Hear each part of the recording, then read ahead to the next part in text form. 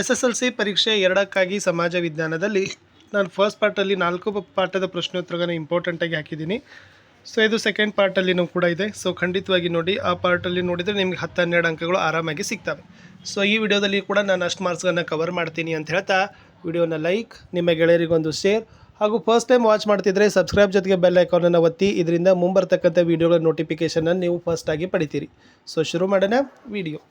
So ಸಾಮಾಜಿಕ ಮತ್ತು ಧಾರ್ಮಿಕ ಸುಧಾರಣಾ ಚಳವಳಿಗಳು ಪಾಠದಲ್ಲಿ ನೋಡೋದಾದರೆ, ಭಾರತೀಯ ಪುನರುಜ್ಜೀವನ ಹಾಗೂ ಸಮಾಜ ಸುಧಾರಣಾ ಕಾಲ ಅಂತ ಯಾವ ಶತಮಾನವನ್ನು ಕರಿತೀವಿ? 19ನೇ ಶತಮಾನ. ಇನ್ನು ಭಾರತೀಯ ನವೋದಯದ ಜನಕ ಅಂತ ಕರೆಯೋದು ರಾಜಾರಾಮ್ ಮೋಹನ್ ರಾಯ್. ಇನ್ನು ರಾಜಾರಾಮ್ ಮೋಹನ್ ರಾಯ್ ಪ್ರಾರಂಭಿಸಿದ ಪತ್ರಿಕೆ ಸಂವಾದ ಕೌಮುದಿ, ವೇದಗಳಿಗೆ ಹಿಂತಿರುಗಿ ಅಥವಾ ಭಾರತೀಯರಿಗೆ ಭಾರತ ಅನ್ನುವ ಘೋಷಣೆ ಕೂಗಿದವರು ದಯಾನಂದ ಸರಸ್ವತಿ. ಇನ್ನು ದಯಾನಂದ ಸರಸ್ವತಿ ರಚಿಸಿದ ಕೃತಿ ಸತ್ಯಾರ್ಥ ಪ್ರಕಾಶ, ಜ್ಯೋತಿಬಾ ಫುಲೆ ಅವರ ಕೃತಿ ಗುಲಾಮಗಿರಿ. ಇನ್ನು ಸ್ವಲ್ಪ ಸಂಘಗಳಿದ್ದಾವೆ. ಸ್ಥಾಪಕರು ಇದು ಕೂಡ 1 ಮಾರ್ಕ್ಸಿಗೆ ಬರ್ಬೋದು. ಬ್ರಹ್ಮ ಸಮಾಜ ರಾಜಾರಾಮ್ ಮೋಹನ್ ರಾಯ್, ಯುವ ಬಂಗಾಳಿ ಚಳುವಳಿ ಹೆನ್ರಿ ವಿವಿಯನ್ ಡಿರೇಜಿಯೋ, ಆರ್ಯ ಸಮಾಜ ದಯಾನಂದ ಸರಸ್ವತಿ, ಪ್ರಾರ್ಥನಾ ಸಮಾಜ ಆತ್ಮಾರಾಮ ಪಾಂಡುರಂಗ, ಸತ್ಯಶೋಧಕ ಸಮಾಜ ಜ್ಯೋತಿಬಾ ಫುಲೆ, ಅಲಿಗರ್ ಚಳವಳಿ ಸರ್ ಸೈಯದ್ ಅಹಮದ್ ಖಾನ್, ರಾಮಕೃಷ್ಣ ಮಿಷನ್ ಸ್ವಾಮಿ ವಿವೇಕಾನಂದ, ಧರ್ಮ ಪರಿಪಾಲನಾ ಯೋಗಂ ಶ್ರೀ ನಾರಾಯಣ ಗುರು, ಆತ್ಮಗೌರವ ಚಳವಳಿ E V. Ramaswamy Naicker, Theosophical Society Madam Blavatsky Colonel Olcott, sati ಸಹಗಮನ ಪದ್ಧತಿಯ ವಿರುದ್ಧ ಕಾಯ್ದೆ ಜಾರಿಗೆ ತಂದವ ಲಾರ್ಡ್ ವಿಲಿಯಂ ಬೆಂಟಿಂಗ್, ಸ್ವಾತಂತ್ರ್ಯ ಪ್ರತಿಯೊಬ್ಬ ಮನುಷ್ಯನ ಅವಶ್ಯಕತೆ ಅಂತ ಹೇಳಿದವರು ಜ್ಯೋತಿಬಾ ಫುಲೆ, ಒಂದೇ ಜಾತಿ ಒಂದೇ ಧರ್ಮ ಒಬ್ಬನೇ ದೇವರು ಎಂದು ಆಶಯ ಹೊಂದಿದ್ದವರು ಶ್ರೀ ನಾರಾಯಣ ಗುರು, ಸ್ವಾಮಿ ವಿವೇಕಾನಂದರು ರಾಮಕೃಷ್ಣ ಮಠವನ್ನು ಸ್ಥಾಪಿಸಿದ ಉದ್ದೇಶ ತಮ್ಮ ಗುರುಗಳಾದ ರಾಮಕೃಷ್ಣ ಪರಮಹಂಸರ ದೇಯಾದರ್ಶಗಳನ್ನು ಪ್ರಚಾರವನ್ನು ಪಡಿಸಲಿಕ್ಕೆ. ಇನ್ನು 2 ಮಾರ್ಕ್ಸ್ಗೆ ಬರ್ಬೋದು. ಭಾರತದ ಇತಿಹಾಸದಲ್ಲಿ 19ನೇ ಶತಮಾನವನ್ನು ಭಾರತೀಯ ಪುನರುಜ್ಜೀವನ ಹಾಗೂ ಸಮಾಜ ಸುಧಾರಣಾ ಕಾಲ ಅಂತಲೇ ಏಕೆ ಕರಿತೀವಿ? ಪಾಶ್ಚಾತ್ಯ ನಾಗರಿಕತೆಯ ಸಂಪರ್ಕ ಭಾರತೀಯರಿಗೆ ದೊರೀತದ, ಇಂಗ್ಲೀಷ್ ವಿದ್ಯಾಭ್ಯಾಸದ ಸೌಲಭ್ಯ ಸಿಗ್ತದ, ಭಾರತೀಯರಲ್ಲಿ ವೈಚಾರಿಕ ಮನೋಭಾವ ಬೆಳವಣಿಗೆ, ಭಾರತೀಯ ಸುಧಾರಣಾ ಚಳುವಳಿಗಳನ್ನ ಬ್ರಿಟಿಷರಿಗೆ ಬೆಂಬಲಿಸ್ತಾರೆ, ಪಾಶ್ಚಾತ್ಯ ಪರಿಕಲ್ಪನೆಗಳು ಭಾರತೀಯರಿಗೆ ಪರಿಚಿತರಾಗಿ ಹೋಗ್ತಾವೆ. ಇನ್ನು ಸ್ವಾಮಿ ವಿವೇಕಾನಂದರು ಯುವಶಕ್ತಿಯ ಪ್ರೇರಕರಾಗಿದ್ದರು. ಹೇಗೆ ಕೇಳಿದ್ದಾರೆ? ಸಮಾಜ ಸೇವೆ ಮುಖ್ಯ ಅಂತ ಹೇಳ್ತಾರೆ. ಜನರನ್ನು ವಿದ್ಯಾವಂತರನ್ನಾಗಿ ಮಾಡೋದರ ಮೂಲಕ ಸುಧಾರಣೆ ತರ್ತಾರೆ. ಜೀವನ ಪ್ರೀತಿಯಲ್ಲಿರುವ ಮಹತ್ವವನ್ನು ತಿಳಿದಿಟ್ಟು ಭಾರತೀಯರನ್ನು ಎಚ್ಚರಗೊಳಿಸ್ತಾರೆ. ಭಾರತದ ಹಿರಿಮೆಯನ್ನು ಜಗತ್ತಿಗೆ ಸಾರ್ತಾರೆ. ಹಿಂದೂ ಧರ್ಮ ಹೇಗೆ ವಿಶ್ವ ಭಾತೃತ್ವವನ್ನು ಸಾರಿದೆ ಎಂಬುದನ್ನು ತಿಳಿಸ್ತಾರೆ. ಎನ್ ಇ ಬೆಸೆಂಟರ ಸುಧಾರಣಾ ಕ್ರಮಗಳನ್ನು ಕೇಳಿದರೆ ಭಾರತೀಯ ಸಂಸ್ಕೃತಿಯ ಬಗ್ಗೆ ಅಭಿಮಾನ ಮೂಡಿಸಿದ್ರು. ಭಾರತದ ಸ್ವಾತಂತ್ರ್ಯ ಚಳವಳಿಗೆ ಬೆಂಬಲ, ನ್ಯೂ ಇಂಡಿಯಾ ಪತ್ರಿಕೆ ಆರಂಭ, ಹೋಮ್ ರೂಲ್ ಚಳವಳಿ ಆರಂಭ, ವಿಶ್ವ ಸಹೋದರತೆ ಮತ್ತು ಸಮಾನತೆಗೆ ಪ್ರಯತ್ನ. ಇನ್ನು ಅಲಿಗಾರ್ ಚಳವಳಿಯ ಉದ್ದೇಶಗಳನ್ನು ಕೇಳಿದ್ರೆ ಮುಸ್ಲಿಂ ಸಮುದಾಯಕ್ಕೆ ಆಧುನಿಕ ಶಿಕ್ಷಣ ಕೊಡೋದು, ಪಾಶ್ಚಾತ್ಯ ಶಿಕ್ಷಣದೊಂದಿಗೆ ಆಧುನಿಕ ಶಿಕ್ಷಣ ನೀಡೋದು, ಸ್ತ್ರೀಯರ ಶಿಕ್ಷಣವನ್ನು ಬೆಂಬಲಿಸೋದು, ಬಹುಪತ್ನಿತ್ವ ವಿರೋಧ, ವಿಧವಾ ವಿವಾಹಕ್ಕೆ ಪ್ರೋತ್ಸಾಹ. ಇನ್ನು ಈ ಪಾಠದಲ್ಲಿ ಯಾವುದೇ ಒಂದು ಸಮಾಜದ ಒಂದು ತತ್ವಗಳನ್ನು ಕೇಳಿದ್ರೆ ನಿಮಗೆ ಬ್ರಹ್ಮ ಸಮಾಜ ಕೇಳಿ, ಆರ್ಯ ಸಮಾಜ ಕೇಳಿ, ಪ್ರಾರ್ಥನಾ ಸಮಾಜ ಕೇಳಿ, ಸತ್ಯಶೋಧಕ ಸಮಾಜ, ಇವು 6 ಪಾಯಿಂಟನ್ನು ಬರೀರಿ. ಮೂರ್ತಿ ಪೂಜೆ ಖಂಡನೆ, ಬಾಲ್ಯ ವಿವಾಹಕ್ಕೆ ವಿರೋಧ, ಸ್ತ್ರೀ ಶೋಷಣೆಗೆ ವಿರೋಧ, ಸ್ತ್ರೀ ಶಿಕ್ಷಣಕ್ಕೆ ಪ್ರೋತ್ಸಾಹ, ವಿಧವಾ ವಿವಾಹಕ್ಕೆ ಪ್ರೋತ್ಸಾಹ, ಜಾತಿ ಪದ್ಧತಿಗೆ ವಿರೋಧ. ಮುಂದಿನ ಪಾಠ ಭಾರತದ ಪ್ರಥಮ ಸ್ವಾತಂತ್ರ್ಯ ಸಂಗ್ರಾಮ 1857. 1857ರ ಹೋರಾಟವನ್ನು ಬ್ರಿಟಿಷ್ ಇತಿಹಾಸಕಾರ ಕರೆದಿರೋದು ಸಿಪಾಯಿ ದಂಗೆ. ನೆಕ್ಸ್ಟ್ 1857ರಲ್ಲಿ ಬ್ಯಾರಕ್ಪುರದಲ್ಲಿ ಬ್ರಿಟಿಷ್ ಅಧಿಕಾರಿಯನ್ನು ಕೊಂದವನು ಮಂಗಲ್ ಪಾಂಡ್ಯ. 1858ರಲ್ಲಿ ಬ್ರಿಟನ್ ರಾಣಿ ಹೊರಡಿಸಿದ ಘೋಷಣೆಯನ್ನು ಏನಂತ ಕರೀತಾರೆ? ಭಾರತೀಯ ಮಹಾಸನ್ನದ್ದು, ಮ್ಯಾಗ್ನಾ ಕಾರ್ಟ್ ಅಂತ ಕರೀತಾರೆ. ಇನ್ನು 1857ರ ಮಹಾದಂಗೆಗೆ ತತ್ಕ್ಷಣದ ಕಾರಣ ರಾಯಲ್ ಎನ್ಫೀಲ್ಡ್ ಬಂದೂಕುಗಳನ್ನು ಬಳಕೆಗೆ ತಂದದ್ದು. ಇನ್ನು ಕಾನ್ಪುರದಲ್ಲಿ ಬ್ರಿಟಿಷ್ ವಿರುದ್ಧ ಸಿಡಿದೆದ್ದ ನಾಯಕ ನಾನಾ ಸಾಹೇಬ. ಇನ್ನು ಭಾರತೀಯ ಸೈನಿಕರು ರಾಯಲ್ ಎನ್ಫೀಲ್ಡ್ ಬಂದೂಕುಗಳ ಬಳಕೆಯನ್ನು ಏಕೆ ವಿರೋಧಿಸ್ತಾರೆ? ಏಕೆಂದರೆ ಬಂದೂಕಿನ ತುಪಾಕಿಗಳಿಗೆ ಹಂದಿ ಮತ್ತು ಹಸುವಿನ ಕೊಬ್ಬನ್ನು ಸವರಿದ್ದಾರೆ ಎಂಬ ವದಂತಿಯಿಂದಾಗಿ ವಿರೋಧವನ್ನು ಮಾಡ್ತಾರೆ. ಇನ್ನು 1857ರ ಮಹಾದಂಗೆ ಸ್ಫೋಟಗೊಂಡ ಸ್ಥಳ ಬ್ಯಾರಕ್ಪುರ್. 2 ಮಾರ್ಕ್ಸ್ ಕ್ವಶನ್. 1857ರ ದಂಗೆಗೆ ರಾಜಕೀಯ ಕಾರಣಗಳನ್ನು ಕೇಳಿದ್ರೆ ದತ್ತು ಮಕ್ಕಳಿಗೆ ಹಕ್ಕಿಲ್ಲದ ನೀತಿ, ಮೊಘಲ್ ಮತ್ತು ಔಧನ ರಾಜರ ಪದಚ್ಯುತಿ, ಅಧಿಕಾರ ಕಳೆದುಕೊಂಡ ರಾಜರ ಅಸಮಾಧಾನ, ಸತಾರಾ, ಝಾನ್ಸಿ, ಉದಯಪುರ್, ಜೈಪುರ್ ಬ್ರಿಟಿಷರ ವಶಗೊಂಡದ್ದು, ನವಾಬರ ರಾಜಪದವಿ ರದ್ದತಿ ಮಾಡಿದ್ದು, ಲಕ್ಷಾಂತರ ಸೈನಿಕರು ನಿರುದ್ಯೋಗವನ್ನು ಹೊಂದದ್ದು. ಇನ್ನು 1857ರ ದಂಗೆಗೆ ಆರ್ಥಿಕ ಕಾರಣಗಳನ್ನು ಕೇಳಿದ್ರೆ ಇಂಗ್ಲೆಂಡಿನ ಕೈಗಾರಿಕಾ ಕ್ರಾಂತಿ, ಭಾರತೀಯ ವಸ್ತುಗಳ ಮೇಲೆ ಅಧಿಕ ತೆರಿಗೆ ವಿಧಿಸಿದ್ದು, ಭಾರತೀಯ ಗೃಹ ಕೈಗಾರಿಕೆಗಳ ಅವನತಿ, ಲಕ್ಷಾಂತರ ಕಾರ್ಮಿಕರ ನಿರುದ್ಯೋಗ, ಕಂದಾಯಕ್ಕಾಗಿ ರೈತರ ಶೋಷಣೆ, ಇನಾಮ್ ಭೂಮಿಯನ್ನು ವಾಪಸ್ ಪಡೆದಿದ್ದು ಅಂತ ಬರೀರಿ. ಇನ್ನು 1857ರ ದಂಗೆಗೆ ಆಡಳಿತಾತ್ಮಕ ಕಾರಣಗಳನ್ನು ಕೇಳಿದ್ರೆ ಬ್ರಿಟಿಷರ ತಂದ ಹೊಸ ಕಾನೂನುಗಳು, ಕಾನೂನಿನಲ್ಲಿ ಪಕ್ಷಪಾತ, ಭಾರತೀಯರಿಗೆ ಪ್ರತ್ಯೇಕ ನಿಯಮಗಳ ಅನ್ವಯ, ಇಂಗ್ಲಿಷ್ ಭಾಷೆ ನ್ಯಾಯಾಲಯದ ಭಾಷೆಯಾಗಿದ್ದು ಇಂಗ್ಲಿಷರ ಪರವಾಗಿ ನ್ಯಾಯ ಕೊಡುತ್ತಿದ್ದು ಕಾನೂನಿನ ಆಶಯ ಜನರಿಗೆ ಅರಿವು ಆಗಲಿಲ್ಲ.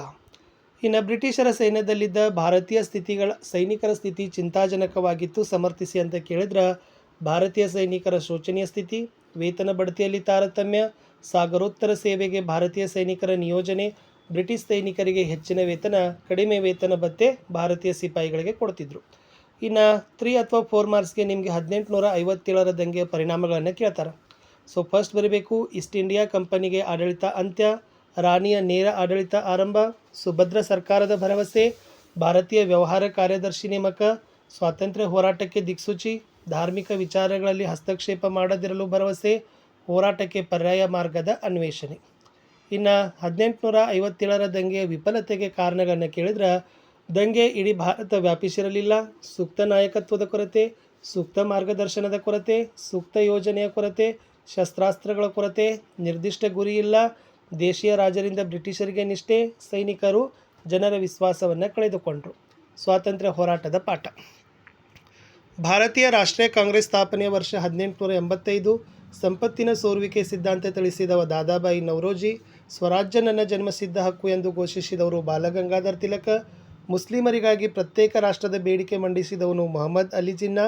1929ರ ಲಾಹೋರನ ಭಾರತೀಯ ರಾಷ್ಟ್ರೀಯ ಕಾಂಗ್ರೆಸ್ನ ಅಧಿವೇಶನದ ಅಧ್ಯಕ್ಷರು ಜವಾಹರ್ಲಾಲ್ ನೆಹರು. ಇನ್ನು ಮಹದ್ ಮತ್ತು ಕಾಲಾರಾಮ್ ದೇವಾಲಯ ಚಳವಳಿ ರೂಪಿಸಿದವರು doctor BR Ambedkar. Quit India ಚಳವಳಿ ನಡೆದ ವರ್ಷ 1942. ಕ್ವಿಟ್ ಇಂಡಿಯಾ ಚಳವಳಿಯನ್ನು ಮುನ್ನಡೆಸಿದ ಕಾಂಗ್ರೆಸ್ಸೇತರ ನಾಯಕ ಜಯಪ್ರಕಾಶ್ ನಾರಾಯಣ.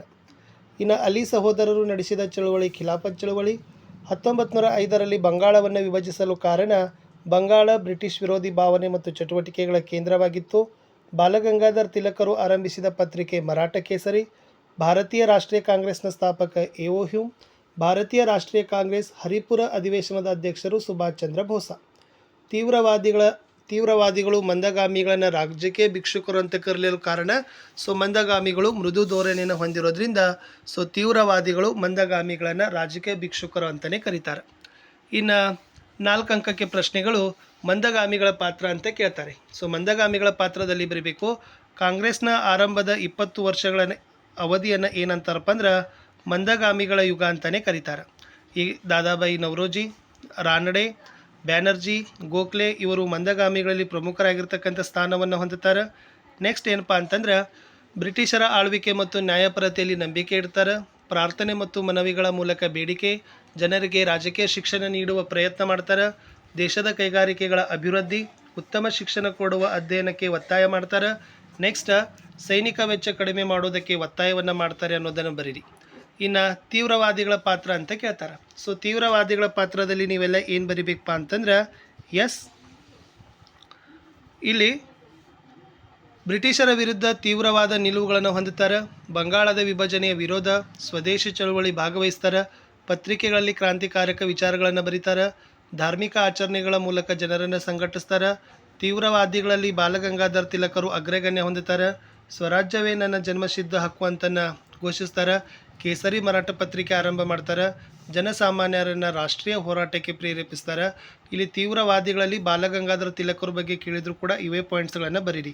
ಸೊ ತೀವ್ರವಾದಿಗಳ ಪಾತ್ರ ಅಥವಾ ಬಾಲಗಂಗಾಧರ ತಿಲಕರ ಪಾತ್ರ ಅಂತ ಬರೆದ್ರೆ ಸೇಮ್ ಕ್ವಶನನ್ನು ಬರೀರಿ. ಸೊ ಖಂಡಿತವಾಗಿ ನಿಮಗೆ ಮಾರ್ಕ್ಸ್ಗಳನ್ನು ಏನು ಮಾಡ್ತಾರಪ್ಪ ಅಂತಂದರೆ ಕೊಡ್ತಾರೆ. ಇನ್ನು ಮುಂದಿನ ಪ್ರಶ್ನೆ ಏನದಪ್ಪ ಅಂತಂದ್ರೆ ಸ್ವಾತಂತ್ರ್ಯ ಹೋರಾಟದಲ್ಲಿ ಸುಭಾಷ್ ಚಂದ್ರ ಬೋಸ್ರವರ ಸಾಧನೆಗಳು ಅಂತ ಕೇಳ್ತಾರೆ. ಇವರು ಪ್ರತಿಷ್ಠಿತ ಹುದ್ದೆಯನ್ನು ತ್ಯಜಿಸಿ ಚಳವಳಿಗೆ ಧುಮುಕಿಸ್ತಾರೆ. ನೇತಾಜಿ ಅಂತ ಕರೆಸಿಕೊಳ್ತಾರೆ.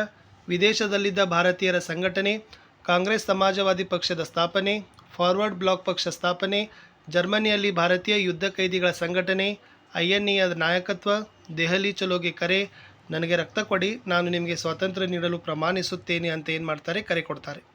ಇನ್ನು ಡಾಕ್ಟರ್ BR ಅಂಬೇಡ್ಕರ್ ಅವರ ಕೊಡುಗೆಗಳನ್ನು ಸಹಿತ ನಿಮಗೆ ಕೇಳೋ ಸಾಧ್ಯತೆ ಭಾಳ ಇದ್ದಾವೆ. ಸೊ ಏನು ಬರಿಬೇಕಪ್ಪ ಅಂದ್ರೆ ಸಾಮಾಜಿಕ ಮತ್ತು ಆರ್ಥಿಕ ಸ್ವಾತಂತ್ರ್ಯವನ್ನು ಪ್ರತಿಪಾದನೆಯನ್ನು ಮಾಡ್ತಾರೆ. ಜಾತಿ ವ್ಯವಸ್ಥೆಯ ವಿರುದ್ಧ ಹೋರಾಡ್ತಾರೆ. ಮಹದ್ ಮತ್ತು ಕಾಲಾರಾಮ್ ದೇವಾಲಯ ಚಳವಳಿ ನಡೆಸ್ತಾರೆ. ಸ್ವಾತಂತ್ರ್ಯ ಕಾರ್ಮಿಕ ಪಕ್ಷ ಸ್ಥಾಪನೆ, ಜನತಾ ಮೂಕನಾಯಕ ಪತ್ರಿಕೆಗಳ ಆರಂಭ, ಸಂವಿಧಾನದ ಕರಡು ಸಮಿತಿಯ ಅಧ್ಯಕ್ಷರು, ದೇಶದ ಮೊದಲ ಕಾನೂನು ಮಂತ್ರಿ. ಇವರ ಸಾಧನೆಗೆ ಭಾರತ ರತ್ನ ಪ್ರಶಸ್ತಿ ನೀಡಿ ಗೌರವಿಸ್ತಾರೆ. ಇನ್ನು ಸ್ವತಂತ್ರ ಭಾರತ ಅಭಿವೃದ್ಧಿಗೆ ಜವಾಹರ್ಲಾಲ್ ನೆಹರು ಅವರ ಕೊಡುಗೆಗಳ ಬಗ್ಗೆನೂ ಕೂಡ ನಿಮಗೆ ಪ್ರಶ್ನೆ ಏನಾಗ್ಬೋದಪ್ಪ ಅಂದ್ರೆ ಬರ್ಬೋದು. ಏನು ಬರೀತೀರಂದ್ರೆ, ಹೋಮ್ ರೂಲ್ ಚಳವಳಿಯೊಂದಿಗೆ ಸ್ವಾತಂತ್ರ್ಯ ಹೋರಾಟದ ಪ್ರವೇಶ ಮಾಡ್ತಾರೆ. ಕೈಗಾರೀಕರಣ ಮತ್ತು ನವಭಾರತದ ಶಿಲ್ಪಿ, ಭಾಷಾವಾರು ಪ್ರಾಂತ್ಯಗಳ ರಚನೆ, ಮಿಶ್ರ ಆರ್ಥಿಕ ನೀತಿ ಜಾರಿಗೆ, ಬೃಹತ್ ಕೈಗಾರಿಕೆಗಳ ಸ್ಥಾಪನೆ, ಪಂಚವಾರ್ಷಿಕ ಯೋಜನೆ ಜಾರಿಗೆ, ಆಲಿಪ್ತ ನೀತಿ ಪ್ರತಿಪಾದನೆ, ಪಂಚಶೀಲ ತತ್ವಗಳ ರೂಪಿಸ್ತಾರೆ. ಇನ್ನು ಕ್ವಿಟ್ ಇಂಡಿಯಾ ಚಳವಳಿ ಕುರಿತು ಬರೀರಿ ಅಂತ ಕೇಳಿದಾಗ, ಕಾಂಗ್ರೆಸ್ ಕ್ವಿಟ್ ಇಂಡಿಯಾ ಚಳವಳಿಗೆ ಕರೆ ಕೊಡ್ತದೆ. ಬ್ರಿಟಿಷರೇ ಭಾರತ ಬಿಟ್ಟು ತೊಲಗಿ ಎನ್ನುವುದು ಇದರ ಆಶಯ. ಗಾಂಧೀಜಿಯವರು ಜನತೆಗೆ ಮಾಡು ಇಲ್ಲವೇ ಮಡಿ ಅಂತ ಕರೆ ಕೊಡ್ತಾರೆ. ಕ್ರಿಪ್ಸ್ನ ಸಲಹೆಗಳನ್ನು ತಿರಸ್ಕರಿಸಿ ಈ ಚಳವಳಿಗೆ ಕರೆ ಕೊಡ್ತಾರೆ. ಅನೇಕ ನಾಯಕರುಗಳನ್ನು ಸರ್ಕಾರ ಬಂಧಿಸ್ತದ. ಚಳವಳಿಯ ನಾಯಕತ್ವವನ್ನು ಜಯಪ್ರಕಾಶ್ ನಾರಾಯಣ್ ಅವರು ವಹಿಸಿಕೊಡ್ತಾರೆ. ಬ್ರಿಟಿಷರು ಈ ಚಳವಳಿಯನ್ನು ಹತ್ತಿಕ್ತಾರೆ. ಇನ್ನು ಸ್ವಾತಂತ್ರ್ಯೋತ್ತರ ಭಾರತ ಪಾಠಕ್ಕೆ ಬರೋಣ. ಭಾರತದ ಉಕ್ಕಿನ ಮನುಷ್ಯ ಅಥವಾ ಭಾರತದ ಮೊದಲ ಗೃಹ ಮಂತ್ರಿ ಸರ್ದಾರ್ ವಲ್ಲಭಭಾಯಿ ಪಟೇಲ್. ಭಾರತ ಸಂವಿಧಾನ ಜಾರಿಗೆ ಬಂದ ವರ್ಷ ಜನವರಿ 26, 1950. ಸಂವಿಧಾನ ರಚನಾ ಸಮಿತಿಯ ಅಧ್ಯಕ್ಷರು ಅಥವಾ ಭಾರತದ ಪ್ರಥಮ ರಾಷ್ಟ್ರಾಧ್ಯಕ್ಷರು ಡಾಕ್ಟರ್ ಬಾಬು ರಾಜೇಂದ್ರ ಪ್ರಸಾದ. ಸ್ವಾತಂತ್ರ್ಯೋತ್ತರ ಭಾರತದಲ್ಲಿ ಮೊಟ್ಟ ಮೊದಲ ರಚನೆಯಾದ ಭಾಷಾವಾರು ರಾಜ್ಯ ಆಂಧ್ರ ಪ್ರದೇಶ. ವಿಶಾಲ ಮೈಸೂರು ರಾಜ್ಯ ಅಸ್ತಿತ್ವಕ್ಕೆ ಬಂದದ್ದು 1 ನವೆಂಬರ್ 1956. ರಾಜ್ಯ ಪುನರ್ವಿಂಗಡಣಾ ಕಾನೂನು ಅಸ್ತಿತ್ವಕ್ಕೆ ಬಂದಿದ್ದು 1956. ಇನ್ನು ಬ್ರಿಟಿಷ್ ಈಸ್ಟ್ ಇಂಡಿಯಾ ಕಂಪನಿಯ ಕೊನೆಯ governor general lord Mount baton. ಸ್ವಾತಂತ್ರ್ಯ ಬಂದ ನಂತರ ಭಾರತದ ಒಕ್ಕೂಟಕ್ಕೆ ಸೇರಲು ನಿರಾಕರಿಸಿದ ರಾಜ್ಯಗಳು ಜುನಾಗಢ, ಹೈದರಾಬಾದ್, ಜಮ್ಮು ಕಾಶ್ಮೀರ್. ತಾತ್ಕಾಲಿಕ ಸರ್ಕಾರ ಅಥವಾ ದೇಶದ ಮೊದಲ ಪ್ರಧಾನಮಂತ್ರಿ ಜವಾಹರ್ಲಾಲ್ ನೆಹರು. ಸರ್ದಾರ್ ವಲ್ಲಭಭಾಯಿ ಪಟೇಲ್ರನ್ನು ಉಕ್ಕಿನ ಮನುಷ್ಯ ಅಂತ ಕರೆಯಲು ಕಾರಣ, ಭಾರತೀಯ ದೇಶೀಯ ಸಂಸ್ಥಾನಗಳನ್ನು ಯಶಸ್ವಿಯಾಗಿ ವಿಲೀನವನ್ನು ಮಾಡ್ತಾರೆ. ಇನ್ನು ಭಾರತ ಸ್ವಾತಂತ್ರ್ಯ ಗಳಿಸಿದ ಸಮಯದಲ್ಲಿ ಎದುರಿಸಿದ ಸಮಸ್ಯೆಗಳನ್ನು ಕೇಳಿದ್ರೆ, ನಿರಾಶ್ರಿತರ ಸಮಸ್ಯೆ, ಕೋಮುಗಲಭೆ, ದೇಶೀಯ ಸಂಸ್ಥಾನಗಳ ವಿಲೀನೀಕರಣ ಸಮಸ್ಯೆ, ಸರ್ಕಾರದ ರಚನೆ, ವಲಸೆಗಳ ಸಮಸ್ಯೆ. ಮೂಲಸೌಕರ್ಯಗಳನ್ನು ಕೊಟ್ಟರು, ಅದನ್ನು ಕೂಡ ಬರೀರಿ. ಇನ್ನು ಜುನಾಗಢ ಸಂಸ್ಥಾನ ಭಾರತದ ಒಕ್ಕೂಟಕ್ಕೆ ಹೇಗೆ ಸೇರ್ಪಡೆ ಮಾಡಿದ್ರಂದ್ರೆ, ನವಾಬನು ಪಾಕಿಸ್ತಾನಕ್ಕೆ ಸೇರಲು ಇಚ್ಛಿಸಿದ. ಆಗ ಪ್ರಜೆಗಳು ಆತನ ವಿರುದ್ಧ ಬೀದಿಗಿಳಿತಾರೆ. ನವಾಬ ರಾಜ್ಯ ಬಿಟ್ಟು ಪಲಾಯನ ಮಾಡ್ತಾನೆ. 1949ರಲ್ಲಿ ಜುನಾಗಢ ಭಾರತೀಯ ಒಕ್ಕೂಟಕ್ಕೆ ಸೇರ್ಪಡೆ ಮಾಡ್ತಾರೆ. ಇನ್ನು ಹೈದರಾಬಾದ್ ಹೇಗೆ ಒಕ್ಕೂಟಕ್ಕೆ ಸೇರ್ಪಡೆ ಮಾಡಿದ್ರಂತ ಕೇಳಿದ್ರೆ, ನಿಜಾಮನು ಭಾರತದ ಒಕ್ಕೂಟಕ್ಕೆ ಸೇರಲು ನಿರಾಕರಣೆ ಮಾಡ್ತಾನೆ. ತೆಲಂಗಾಣ ರೈತರ ಹೋರಾಟ, ರಜಾಕರರ ವಿರುದ್ಧ ಜನರ ಪ್ರತಿರೋಧ. 1948ರಲ್ಲಿ ಭಾರತದ ಸೈನ್ಯ ನಿಜಾಮನನ್ನು ಸೋಲಿಸಿ ಹೈದರಾಬಾದ್ ಭಾರತದ ಒಕ್ಕೂಟಕ್ಕೆ ಸೇರ್ಪಡೆ. ಇನ್ನು ಗೋವಾ ಪೋರ್ಚುಗೀಸರಿಂದ ಹೇಗೆ ಮುಕ್ತ ಮಾಡಿದ್ರು ಅಂತ ಪ್ರಶ್ನೆ ಕೇಳಿದ್ರೆ, ಗೋವಾ ಭಾರತಕ್ಕೆ ಸೇರಬೇಕೆಂದು ನಿರಂತರ ಚಳವಳಿ ಮಾಡ್ತಾರೆ. ಚಳವಳಿ ದಮನ ಮಾಡಲು ಆಫ್ರಿಕಾ, ಯುರೋಪಿನಿಂದ ಪೋರ್ಚುಗೀಸರ ಸೈನ್ಯ ತರಿಸ್ಕೊಡ್ತಾರೆ. ಭಾರತದ ಸೈನ್ಯ ಮಧ್ಯಪ್ರವೇಶಿಸಿ ಗೋವಾ ವಶಪಡಿಸಿಕೊಳ್ತಾರೆ. 1987ರಲ್ಲಿ ಕೇಂದ್ರಾಡಳಿತ ಪ್ರದೇಶ ಗೋವಾ ರಾಜ್ಯವಾಗ್ತದೆ. ಇನ್ನು ಪಾಂಡಿಚೇರಿಯನ್ನು ಫ್ರೆಂಚರಿಂದ ವಿಮುಕ್ತಗೊಳಿಸಿದ ರೀತಿಯನ್ನು ವಿವರಿಸಿರಿ ಅಂತ ಕೇಳಿದ್ರೆ, ಸ್ವಾತಂತ್ರ್ಯ ನಂತರ ಪಾಂಡಿಚೇರಿ ಫ್ರೆಂಚರ ಹಿಡಿತದಲ್ಲಿತ್ತು. ಭಾರತಕ್ಕೆ ಸೇರಬೇಕೆಂದು ಕಾಂಗ್ರೆಸ್ ಕಮ್ಯುನಿಸ್ಟ್ರಿಂದ ಹೋರಾಟ ಮಾಡಿದರು. 1954ರಲ್ಲಿ ಭಾರತಕ್ಕೆ ಸೇರ್ಪಡೆಯಾಯಿತು. 1962ರಲ್ಲಿ ಕೇಂದ್ರಾಡಳಿತ ಪ್ರದೇಶವಾಯಿತು. 2006ರಲ್ಲಿ ಪುದುಚೇರಿ ಅಂತ ನಾಮಕರಣ ಮಾಡಿದರು. ಇನ್ನು 1948ರಲ್ಲಿ ಭಾರತ ಸರ್ಕಾರ ರಾಜ್ಯ ಪುನರ್ವಿಂಗಡಣಾ ಆಯೋಗ ಏಕೆ ರಚಿಸಿತು? ಜನರಿಗೆ ಉತ್ತಮ ಆಡಳಿತ ನೀಡಲು. ಬ್ರಿಟಿಷ್ ಮತ್ತು ದೇಶೀಯ ಸಂಸ್ಥಾನಗಳಲ್ಲಿ ಜನರ ಭಾಷೆಯಲ್ಲಿ ಆಡಳಿತವಿರಲಿಲ್ಲ. ವಿಶಾಲಾಂಧ್ರಕ್ಕಾಗಿ ಪೊಟ್ಟಿ ಶ್ರೀರಾಮಲು ಉಪವಾಸ ಮಾಡಿ ಹಸು ನೀಗಿದ ಕಾರಣ. ಇನ್ನು ಮಹಾಯುದ್ಧಗಳು ಮತ್ತು ಭಾರತದ ಪಾತ್ರಪಾಠದಲ್ಲಿ ಪ್ರಥಮ ಮಹಾಯುದ್ಧಕ್ಕೆ ಕಾರಣ ಆರ್ಕ್ ಡ್ಯೂಕ್ ಫ್ರಾನ್ಸಿಸ್ ಫರ್ಡಿನೆಂಟ್ನ ಹತ್ಯೆ. ಮೊದಲ ಮಹಾಯುದ್ಧ ಅಂತ್ಯಗೊಂಡ ಒಪ್ಪಂದ ವರ್ಸೆಲ್ ಒಪ್ಪಂದ. ಇಟಲಿ ಸರ್ವಾಧಿಕಾರಿಯಾಗಿದ್ದ ಅಥವಾ ರಾಷ್ಟ್ರೀಯ ಫ್ಯಾಸಿಸ್ಟ್ ಪಕ್ಷದ ಸ್ಥಾಪಕ ಮುಸ್ಸೋಲಿನಿ. ತೀನ್ ಮೂರ್ತಿ ಭವನ ಇರೋದು ದೆಹಲಿಯಲ್ಲಿ. ಹೋಲೋಕಾಸ್ಟ್ ಎಂದರೆ ಯಹೂದಿಗಳ ಸಾಮೂಹಿಕ ಕಗ್ಗೊಲೆ. ಆಮೇಲೆ ಕದನ ಬಾಂಧವ್ಯತ್ರಯ ರಾಷ್ಟ್ರಗಳು ಬ್ರಿಟನ್, ಫ್ರಾನ್ಸ್, ರಷ್ಯಾ. ಜರ್ಮನಿಯಲ್ಲಿ ನಾಜಿ ಪಕ್ಷದ ನಾಯಕ ಅಥವಾ ಜರ್ಮನ್ನ ಸರ್ವಾಧಿಕಾರಿ ಹಿಟ್ಲರ್. ಗೋಬೆಲ್ಸ್ ಎಂದರೆ ಜನಾಂಗೀಯ ದ್ವೇಷವನ್ನು ಪ್ರಸಾರ ಮಾಡಲು ನೇಮಕವಾದ ಮಂತ್ರಿ. ಮೊದಲನೇ ಮಹಾಯುದ್ಧ ವರ್ಷ 1914ರಿಂದ 1918. ಎರಡನೇ ಮಹಾಯುದ್ಧ 1939ರಿಂದ 1945. ಇನ್ನು ಹಿಟ್ಲರ್ ಗೋಬೆಲ್ಸ್ ಎಂಬ ಮಂತ್ರಿಯನ್ನು ಏಕೆ ನೇಮಿಸಿದ? ಜನಾಂಗೀಯ ದ್ವೇಷವನ್ನು ಪ್ರಸಾರ ಮಾಡಲು. ತೀನ್ ಮೂರ್ತಿ ಭವನದ ಪ್ರಾಮುಖ್ಯತೆ ಏನು? ಎರಡನೇ ಮಹಾಯುದ್ಧದಲ್ಲಿ ಮೈಸೂರು, ಜೋಧಪುರ, ಹೈದರಾಬಾದ್ ಸೈನಿಕರು ಭಾಗವಹಿಸಿದ್ದರ ಸ್ಮರಣಾರ್ಥ ನಿರ್ಮಾಣವನ್ನು ಮಾಡಿದ್ದಾರೆ. ಇನ್ನು ನಾಜಿ ಸಿದ್ಧಾಂತ ಜರ್ಮನಿಯನ್ನು ಹಾಳು ಮಾಡಿತು ಏಕೆಂದ್ರೆ ಜರ್ಮನರ ಅವನತಿಗೆ ಹಿಟ್ಲರ್ ಹೇಗೆ ಕಾರಣ ಅಂತಲೂ ಕೂಡ ಕೇಳ್ಬೋದು. ಇಲ್ಲಿ ಹಿಟ್ಲರ್ ಕಮ್ಯುನಿಸ್ಟ್ ಮತ್ತು ಸೋಷಿಯಲಿಸ್ಟರನ್ನು ದಮನ ಮಾಡಿದ. ಕಾರ್ಮಿಕ ಸಂಘಗಳ ರದ್ದು, ರಾಜಕೀಯ ಪಕ್ಷಗಳ ನಿಷೇಧ, ಸಾಮೂಹಿಕ ಕಗ್ಗೊಲೆಯನ್ನು ಮಾಡ್ತಾನೆ. ಇನ್ನು ಫ್ಯಾಸಿಸ್ಟ್ ವಾದದ ಲಕ್ಷಣಗಳಂದ್ರೆ ಉಗ್ರ ರಾಷ್ಟ್ರೀಯವಾದ, ಪರಕೀಯ ಶಕ್ತಿಗಳ ನಾಶ, ಹಿಂಸೆಯ ವೈಭವೀಕರಣ, ಜನಾಂಗೀಯ ಶ್ರೇಷ್ಠತೆ, ಸಾಮ್ರಾಜ್ಯವಾದದ ವಿಸ್ತರಣೆ, ನರಮೇಧಗಳಿಗೆ ಬೆಂಬಲ. ಇನ್ನು ಮೊದಲ ಮಹಾಯುದ್ಧ ಅಥವಾ ಎರಡನೇ ಮಹಾಯುದ್ಧದ ಪರಿಣಾಮಗಳನ್ನು ಕೇಳಿದ್ರೆ ಅತಿ ಹೆಚ್ಚು ಪ್ರಾಣ ಮತ್ತು ಆಸ್ತಿ ಪಾಸ್ತಿ ಹಾನಿ, ಯುರೋಪಿನ ಭೂಪಟದ ಬದಲಾವಣೆ,